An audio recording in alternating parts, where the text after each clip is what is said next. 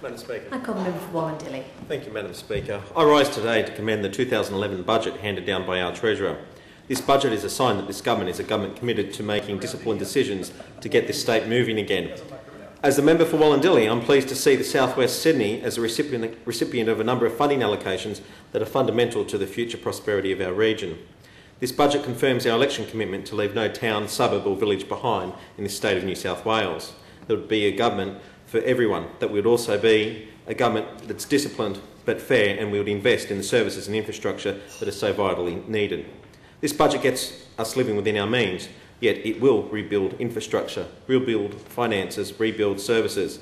It is a budget with a record spend on infrastructure and a record spend on health. We said would be different to those opposite after 16 years of neglect, those opposite who failed to deliver for their constituents and who took their electorate for granted. But we are determined to be different. We've handed down a disciplined budget that was necessary to plan for the future.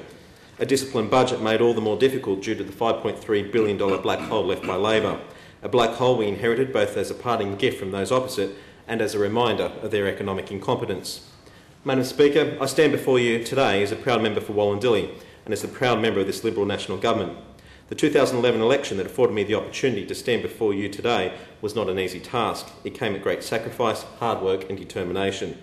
It required dedication and it required attention to an electorate that made it very clear New South Wales families were unhappy with the current direction of the state. Madam Speaker, mums and dads, teenagers and seniors, many who had never spoken up about their political views in the past, were crying out for a change they wanted, a change they needed, and a change that came with a contract. The contract between myself as the representative for Wollondilly, the Premier and the people that we would deliver on what we said we're going to do. It's because of this I am a proud member who can stand here in this place and say that hard work has already begun. Just over 150 days in office and in our first budget, Wollondilly has already begun to reap the benefits of the change we all needed after 16 years. Madam Speaker, Labor could not widen the F5 freeway despite many commuters travelling to the city for work each and every day. Time lost on travel is time not spent with their loved ones, but this government, a government who will not forget the working families in New South Wales, have committed $25 million to complete the joint funded widening of this road to ensure one of the main arterial roads to and from the city, a road that serviced countless residents from Wollondilly, will receive the attention it so desperately requires. But we're not stopping there, Madam Speaker. We will upgrade Rowell Road to the tune of $15 million, a main road which services residents of Wollondilly.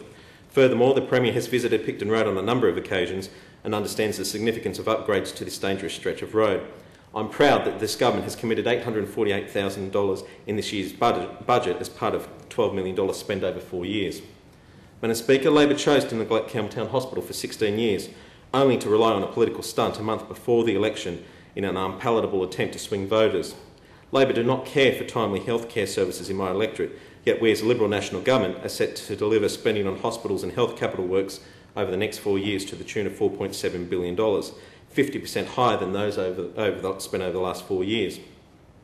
Locally, we're investing $139 million to commence the hospital upgrade, which includes the redevelopment and expansion of existing inpatient services by 70 beds to provide a mix of acute services and specialist care. Furthermore, this budget directs $15.5 million for 204 more nurses in Western Sydney, $56 million to maintain 130 beds in Western Sydney hospitals, including 20 in Campbelltown. I'm proud to see this funding directed to such a vital service, a hospital located in my electorate of Wollondilly that attends to the needs of residents across the entire Macarthur region. This budget includes $107,000 for this year's budget to establish the Rowell National Park so we can protect this unique environment for future generations to enjoy.